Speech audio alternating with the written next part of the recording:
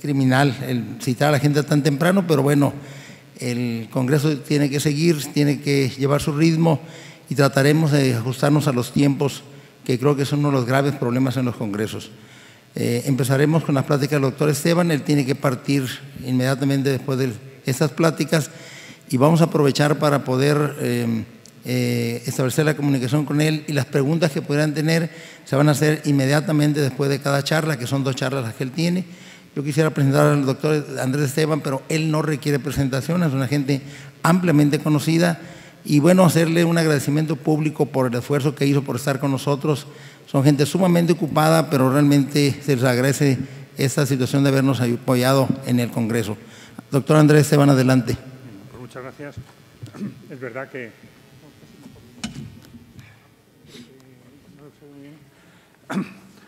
que a las 8 de la mañana la gente decente está en la cama. O sea que yo le agradezco mucho. No es una felicitación, sino un agradecimiento profundo. Y ya hemos hablado el coordinador y yo, ¿verdad? Y de los que están en los primeros 15 minutos pueden pasar a tomar un café gratis, ¿no? Muy bien, pues entonces vamos a empezar. Digo yo. Esto está apagado, a lo mejor no funciona. Perdón, pero el computador está apagado. No quiero tocarlo porque lo puedo empeorar seguro. Por favor. Por favor. El computador estaba apagado y por tanto probablemente no hace... Ah, sí, no, ya funciona. No lo veo yo, pero ya funciona. Perdone. No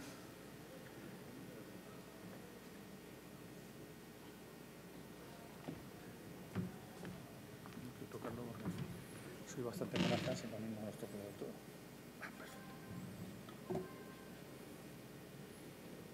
Sí, ya está. Muy bien, bueno.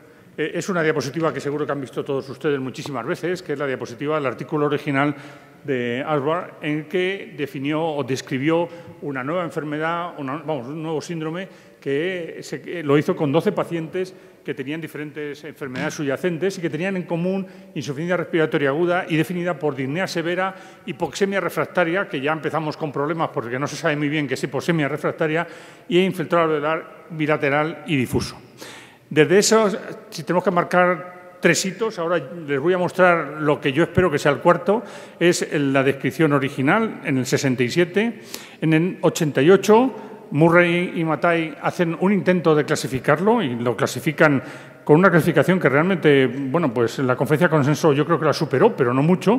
Y por último, la Conferencia de Consenso Americana-Europea de 1994, que es los criterios que en este momento estamos utilizando todos para que cuando hablemos de distrés respiratorio agudo estemos hablando de los criterios de la Conferencia de Consenso.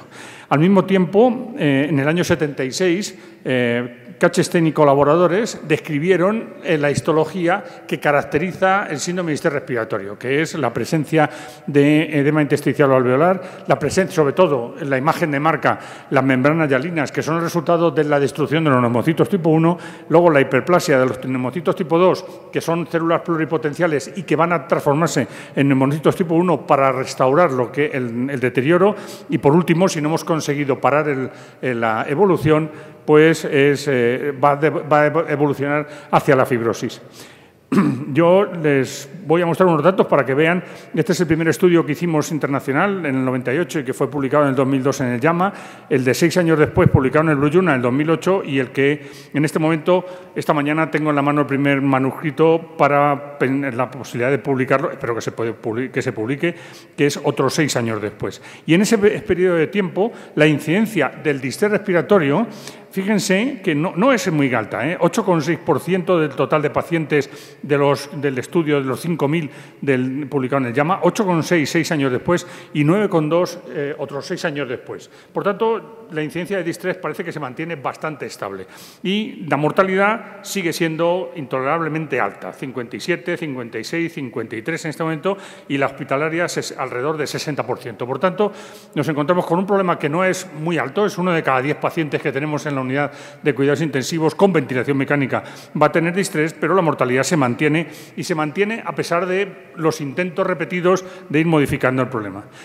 El primer problema que se plantea es si los criterios de la Conferencia de Consenso, cuando nosotros nos enfrentamos a un paciente y cumple los criterios de la Conferencia de Consenso, que conocen ustedes con certeza, si eso estamos diagnosticando daño alveolar difuso, es decir, las alteraciones histopatológicas que describió Kachenstein y que esos son el gold estándar, estándar de oro. Nosotros hicimos un estudio comparando los pacientes que tenían en la autopsia distrés respiratorio, los pacientes con autopsia en cuidados intensivos, y entonces lo que hicimos, por una parte, un grupo clínico hizo el diagnóstico utilizando los criterios de la conferencia de consenso, y por otra parte, los patólogos del hospital, un grupo de 3 patólogos, hicieron el diagnóstico de lesión difusa alveolar, los criterios de histología de Kachenstein. Una vez hechos los dos, nos juntamos y confrontamos los resultados y encontramos las diferencias o acuerdos que no teníamos. El resumen de todo esto, lo que quiero decirle es que la capacidad para diagnosticar con los criterios de la conferencia de consenso la presencia de daño alveolar difuso, digamos, tenía en el grupo general no tiene mucha importancia. En los pacientes que tenían un factor de riesgo, una sensibilidad del 66% y una especificidad del 83%, pero cuando dividíamos si el factor de riesgo era de origen pulmonar o era de origen extrapulmonar, la cosa cambiaba, yo creo, de una manera llamativa. Cuando era de origen pulmonar, la sensibilidad 59 y la especificidad un 72, que evidentemente están lejos de lo que uno puede considerar ideal. Pero cuando era de origen extrapulmonar, una peritonitis, una pancreatitis, fíjense que pasa de 59 a 70 y de 72 a 90. Por tanto, un poco el primer mensaje es, si ustedes tienen un distrés respiratorio que cumple los criterios de la conferencia de consenso y el factor de origen es de origen pulmonar, una infección pulmonar, una aspiración, piénselo con cuidado, porque probablemente en un porcentaje casi de la mitad van a tener una neumonía y no un síndrome de distrés respiratorio. Sin embargo, si el motivo es extrapulmonar, están en presencia de un paciente con peritonitis, pueden estar ustedes razonablemente seguros de que su paciente, que cumple los criterios de la conferencia de consenso, tiene esa patología. Pero los criterios de la conferencia de consenso, que llevan 20 años digamos, en funcionamiento, tienen, digamos, o adolecen de una serie de problemas. Por ejemplo, la definición de hipoxemia, que es una PAFI menor de 200, pero nunca se dijo en la conferencia de consenso si se debía medir con una PIP o sin PIP o cómo se debía medir. Se dice que de instalación rápida, pero no se dice si son menos de 72 horas o menos de una semana o menos de 15 días. El que las radiografías, bueno, pues infiltrado alveolar bilateral, pero nunca se dijo en aquel momento cuál es la extensión bilateral, pero con 2 cuadrantes, el lóbulo inferior los 2 sitios, o tiene que tener 3 cuadrantes o 4 cuadrantes. Y el edema agudo pulmón no cardiogénico, digo, el que no sea cardiogénico, pues no quedó más remedio que decir que no tenga criterios clínicos de insuficiencia cardíaca izquierda, lo cual pues ya entienden ustedes que esto es confuso. Por otra parte, la disminución de la distensibilidad no se refiere y el factor predisponente, directo o indirecto, pues como les he mostrado antes, puede ser un aspecto determinante. Por tanto, hace unos meses, coincidiendo con el Congreso de Berlín, Congreso de la Sociedad Europea, hubo una reunión y se intentó, digamos, revisar esos criterios a la vista de estas críticas que se estaban planteando. Y, bueno, pues no se llama conferencia de consenso para no confundir segunda o tercera, y se llamó, porque estábamos en Berlín, la Berlin Definition. En los grupos que participamos en la discusión había 3 personas que dirigían la reunión: el doctor Marco Ranieri de Italia, el doctor Gordon Rubenfeld de Canadá y el doctor Taylor Thompson de la Mayo Clinic, del Massachusetts General Hospital en Boston, y había un grupo de europeos, el doctor Antonelli, el doctor Bill, el doctor Brochard, el doctor Gatonene, yo tuve la fortuna de estar ahí, el doctor Vincent y el doctor Roth de Inglaterra. Y había otros 4 más de Estados Unidos y Canadá: Anzueto, Brower, Ferguson y Arthur Lasky. Bien, no quiero aburrirles mucho. Estos son los criterios de la conferencia de consenso del año 94, pues se hicieron en el 92, pero fueron publicados en el 94, y como ustedes recuerdan, hay una definición de Ali que lo califica por PAFI menor de 300 y por debajo de 200 es el distrés respiratorio, infiltrado alveolar bilateral en los 2 casos, y los criterios de ausencia de insuficiencia cardíaca izquierda son iguales en los 2 lados, y en los 2 lados son instauración aguda. Bien, los criterios que han quedado definidos y que yo espero que en muy corto plazo estén publicados, como ven aquí, es, bueno, pues ya todo es distrés, no hay ALI y distrés, sino todo es distrés, lo vas a ver clasificado en leve, moderado y severo. Aparece realmente, aparte del cambio de nombre, el grupo de severo, que antes no existía. El nivel de leve es entre 300 y 200 de PAFI, el moderado es 200 hasta 100 y el severo se sitúa por debajo de 100 de PAFI. Para medir estas variables hace falta al menos una PIB de 5 en el leve y en el moderado, y es necesario que los criterios de una PAFI de 100 tengan que ser medidos con al menos 10 centímetros de agua de PAFI. La insuficiencia respiratoria, bueno, pues no es totalmente explicada. Esta es una frase y además ha sido motivo, puedo decirles, de otra discusión vía email para ver qué es lo que pasaba y se ha quedado tal y como estaba. Es que no se esté totalmente explicado por insuficiencia cardíaca o sobrecarga de líquidos, lo cual inevitablemente sigue siendo confuso y difícil de manejar con objetividad. Pero es que no hemos sido capaces de encontrar una justificación, una descripción que no deje fuera demasiadas cosas. Las infiltrados alveolares en el leve es bilateral, en el moderado es bilateral, pero para que cumpla los criterios de severo tiene que ocupar al menos 3 de los 4 cuadrantes en los que podemos dividir la radiografía de tórax. Y por último, otros datos adicionales de alteraciones fisiológicas no son necesarias en el leve, no son necesarias en el moderado, pero tiene que tener o al menos un espacio muerto superior a 10 litros por minuto o una compliance inferior a 40 mililitros por centímetro de agua, para que nosotros en el futuro podamos considerar que le estamos calificando de severo, PAFI por debajo de 100, medida con al menos una PIB de 10, ausencia de criterio de insuficiencia cardíaca, que tenga afectado 3 de los 4 cuadrantes y que tenga una de estas 2 alteraciones desde el punto de vista fisiopatológico. Bien, digamos un poco, yo creo, vamos, yo como participé, pues evidentemente no soy nada objetivo. Mira que bien está esto de los globos. Pues la verdad es que yo creo que tiene algunas, vamos, tiene bastantes utilidades a mí, me parece. Una de ellas es la posibilidad de que podamos clasificar a priori, mientras no tengamos más información, en qué casos puede estar indicado determinadas patologías, determinados tratamientos. Por ejemplo, ventilar con volumen tidal, como le decía ayer, eso es común a todos. El que, digamos, una baja o moderada PIB aquí y en el moderado y en el alto y en el severo es donde se utilizaría una PIB más alta. Parece que a día de hoy podemos localizar la posición en prono en los pacientes que tengan criterio severa. Solo en muy precoces situaciones del leve podemos intentar la ventilación no invasiva, la extracción de CO2, la ventilación con alta frecuencia, la administración de óxido nítrico y el bloqueo neuromuscular. Parece que estarían localizados en el severo exclusivamente, el ECMO en el muy severo realmente. Y, bueno, pues esto es seguro que va a ser motivo de discusión y, además, de paso, le puedo decir que vamos a intentar validar esos datos y ver si de verdad tienen ventajas para lo que se quería, que es para distinta clasificación clínica y para ver si hay mejor correlación con la histología. Nosotros en nuestro grupo estamos revisando las autopsias y más que utilizamos para el estudio este que les he mostrado del ANALS para ver si hay diferencia en cuanto a la sensibilidad y la especificidad para diagnosticar daño alveolar difuso, que sea mejor con esta clasificación que con la anterior. A priori, por ejemplo, durante la definición de Berlín se utilizó una base de datos del doctor Luciano Gattinoni con 212 pacientes y fíjense que solo llama la atención el que la mortalidad, por ejemplo, en el grupo de calificado como leve es del 10%, en el moderado 32% y en el severo es 62%. Esto requerirá más trabajo, sin duda ninguna, primero que esté publicado y que yo creo que eso va a ocurrir en muy corto plazo y que posteriormente pues que se trabaje en validarlo y en poner en evidencia si las hay ventajas clínicas y de diagnóstico en relación con la situación previa. Pero, de cualquier modo, con estos datos mejoramos probablemente o aspiramos a que se mejore la exactitud diagnóstica y que podamos utilizarlo para clasificar distintas patologías.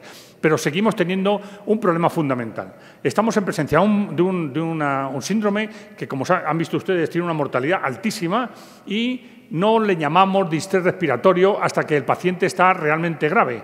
Por tanto, yo siempre digo que si para diagnosticar infección el paciente tuviese que cumplir criterio de SOS séptico, pues los tratamientos de las infecciones serían bastante con peor resultado que el que tenemos ahora. Y, por tanto, el esfuerzo siguiente es para buscar herramientas para poder diagnosticar en la fase precoz qué paciente nuestro que tenemos con una peritonitis, qué paciente que ha hecho una aspiración o qué paciente que tiene una infección de cualquier otro tipo o está ya empezando a desarrollar un daño alveolar difuso, un síndrome de distrés respiratorio y que podamos interferir en esa evolución de una manera más precoz. Bien, simplemente quiero contarles en lo que estamos trabajando en nuestro grupo ahora, que estamos bastante animados.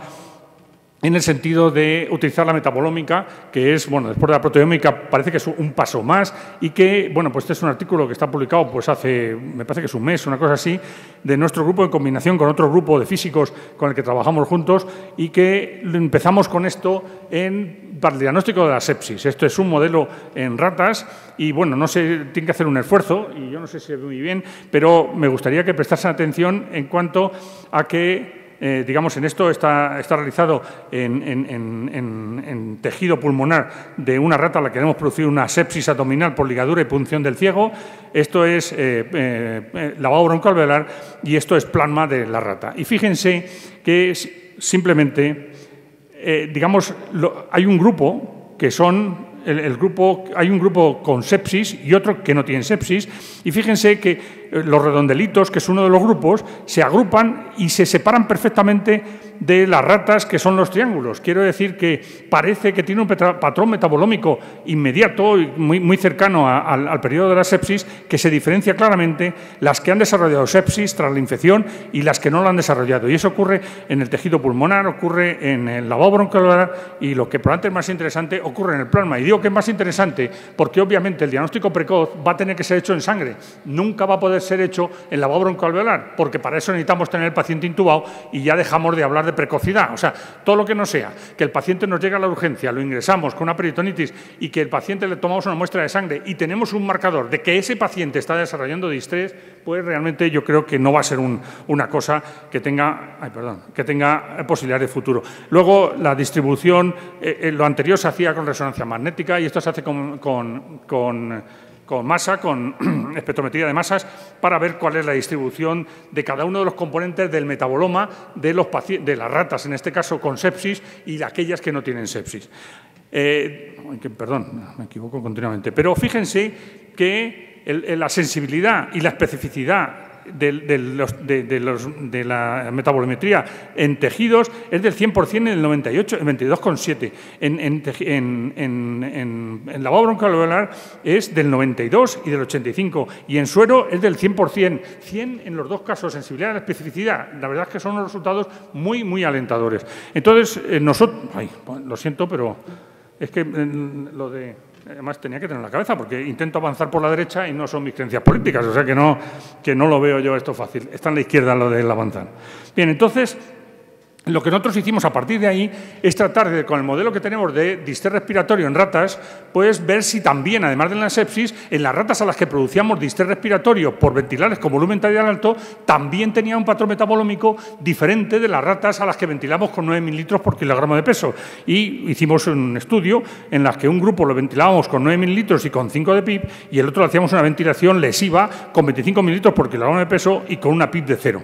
Bien, entonces, fíjense también ahí que en el pulmón y en el lavado broncoalveolar los triángulos, que es las ratas que producen distrés, están claramente separados de los redondeles, que son las ratas que han sido ventiladas con 9 mililitros y con 5 de PIB.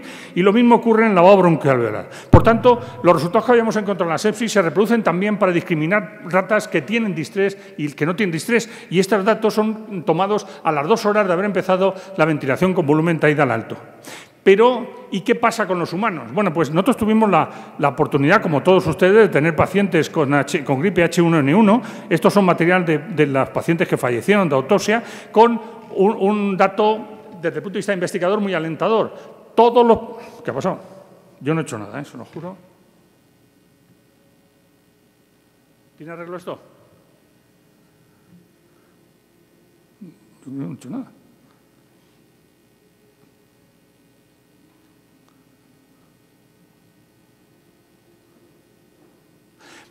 Seguía hablando.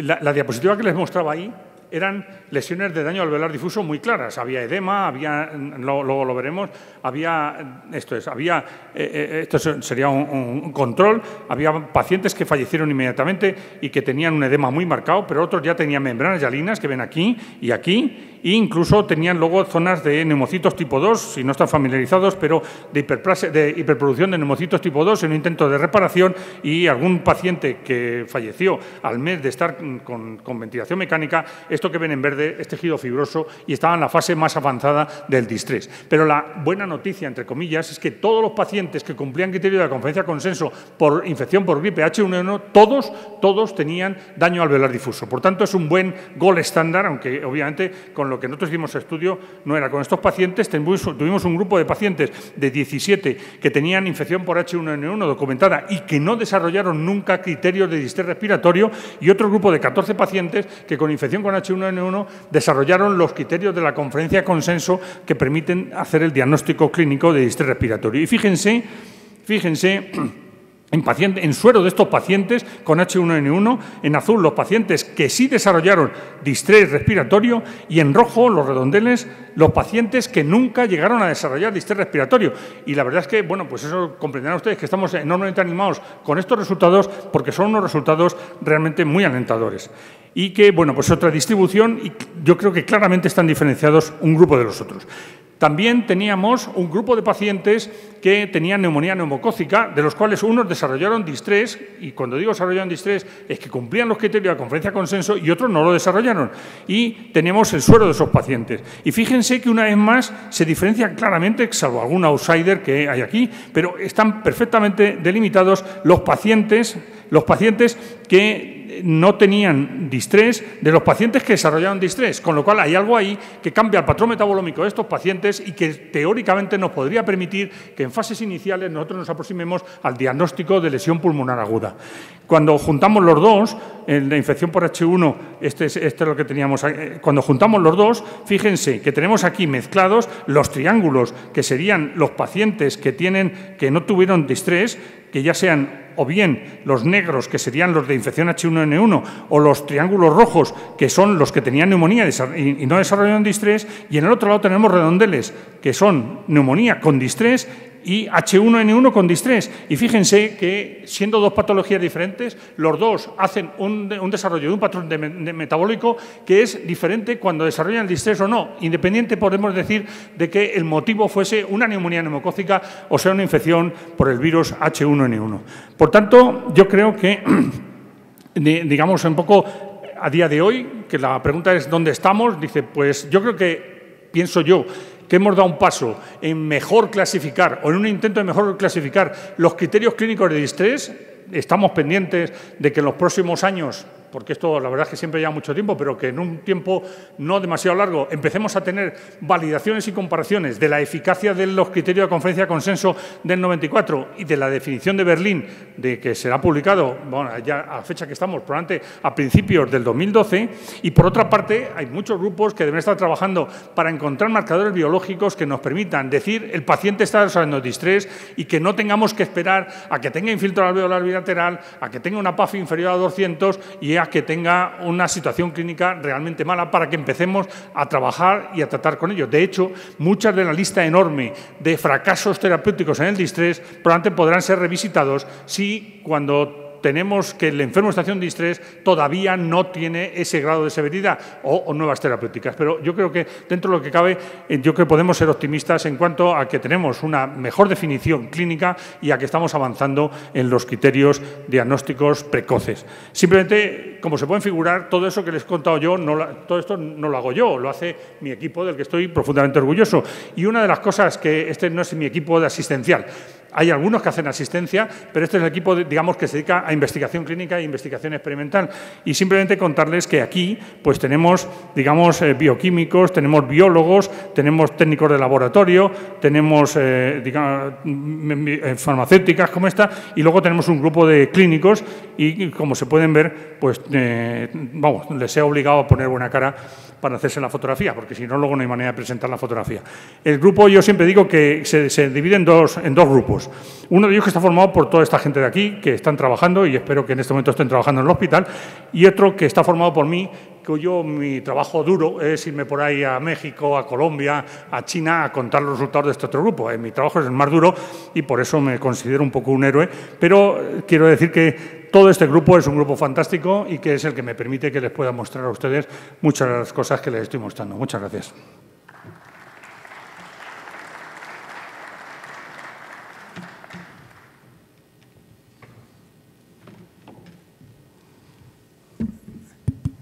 Si hay alguna pregunta, algún comentario, me parece sumamente interesante lo que plantea el doctor y creo que es un paso trascendental el poder diagnosticar en forma muy temprana esos cambios y no ver al paciente cuando realmente lo tenemos entubado y cuando tenemos una serie de problemas extraordinarios. Entonces, yo quisiera preguntar nada más al doctor cuánto tiempo pensaría él que podría eso aplicarse clínicamente ya como sino como una rutina, cuando menos con cierta regularidad en nuestras unidades. Creo que nos urge tener esta información y tener acceso a esta información que es valiosísima para diagnosticar en forma temprana esos cambios pulmonares. Digamos un poco, en eso tengo malas noticias. Digo malas noticias, nosotros hemos publicado el artículo de sepsis en ratas, está en este momento en revisión la parte de investigación en ratas de distrés y también espero poder mandar en 3 o 4 meses el manuscrito de la otra parte clínica.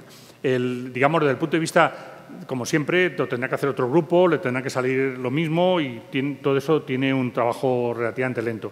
El otro problema muy importante, que es la mala noticia, es que por ahora estamos usando tecnología que no se puede tener en la urgencia del hospital.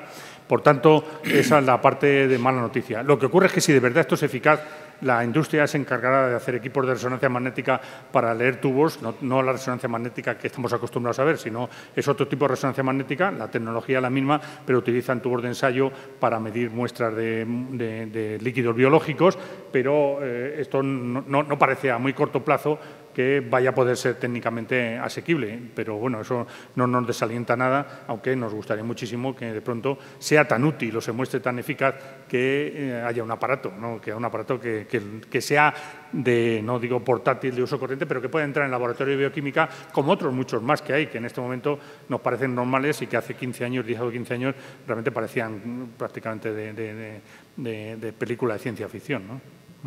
Gracias, doctor. ¿Alguna pregunta, algún comentario?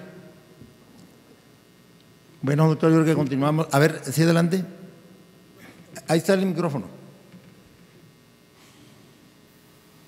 En cuanto a los parámetros metabólicos que comenta que miden, ¿cuáles son a lo mejor los que ahorita le han dado una respuesta positiva en estos? Esto es complicado. O sea, yo no le quería mostrar datos porque primero lo único que hago es incorporar en confusión, pero luego lo que veía un poco de espectrometría de masas, entonces la posición de la glucosa, el tipo de glucosa y tal, constituyen, por decir así, un espectro que todos juntos son los que hacen, o sea, los triángulos y los rondeles que le he mostrado son metabonomas, es decir, el patrón metabólico de ese paciente o de ese animal.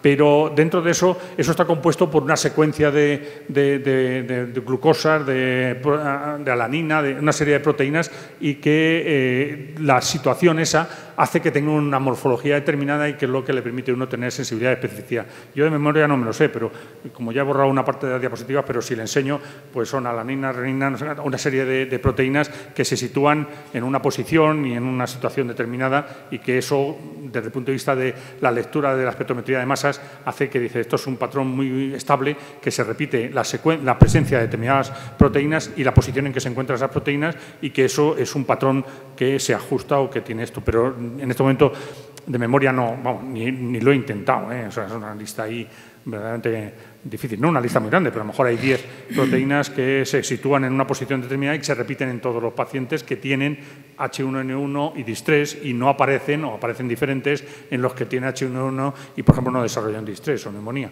Y esa es la línea de investigación. Realmente, algunas cosas, como es evidente, un artículo está publicado, otros dos todavía no son datos publicados. Pensamos que sí se van a publicar, pero como dice un compañero mío del hospital, no hay más ciencia que la publicada. Y, por tanto, mientras ha pasado un peer review y esté publicado, todo esto parece muy razonable, pero necesita el refrendo de la revista, de los editores de la revista y de los revisores. Pero vamos, contestando concretamente, no le puedo transmitir ahora, pero si tiene mucho interés yo se lo mando por correo, ¿no? Vamos a continuar con las pláticas para que no se prolongue un poquito más. Doctor, adelante con su próxima plática. Quería aclarar, ayer, yo hace un año me compré una corbata de Pineda Cobaline que me pareció preciosa, que es un dibujo, vamos, a lo mejor desde lejos da la impresión de que tengo una esternotomía media, pero no es eso, es una corbata que tengo y que estoy encantado, y me dijeron mis amigos, yo no me atreví a ponérmela, pero me dijeron póntela que solo son 2 horas y luego te la quitas para subir al avión, porque a lo mejor no me dejan subir al avión con esta corbata. Es muy bonita, pero no sé yo muy bien si... Vamos a ver. Como tengo otra charla ahora y resulta un poco aburrido, me ha dicho el moderador que cuente algún chiste, ¿no? Entonces, no saben la historia esta de un colegio de niños y niñas de unos 15 años, algo así, 14, 15 años, y que el profesor le dice a la primera que está en la fila, salga por favor, vamos a ver qué parte del organismo aumenta 30 veces su tamaño y en qué situación se produce esto. Entonces la señorita se pone muy colorada y le dice al profesor que lo que le acaba de preguntar es una barbaridad, que va a ver con su papá y que su papá habla con el director del colegio y no sigas, siéntese, a ver, la de al lado, salga usted. Y sale la de al lado y le dice la misma pregunta, ¿qué parte del organismo cambia 30 veces de tamaño y en qué situación se produce esto? Y dice, pues la pupila, que cuando pasa de iluminación intensa a oscuridad absoluta. Y dice, pues muy bien, es la contestación correcta y muy bien. Pero antes de seguir, quería decirle a la señorita que salió en primer lugar 3 cosas. Una, que obviamente no se sabía usted la lección de hoy. Otra, que tiene usted una mente muy sucia. Y la tercera, que un día de esto se va a llevar usted una desilusión que no le quiero ni contar.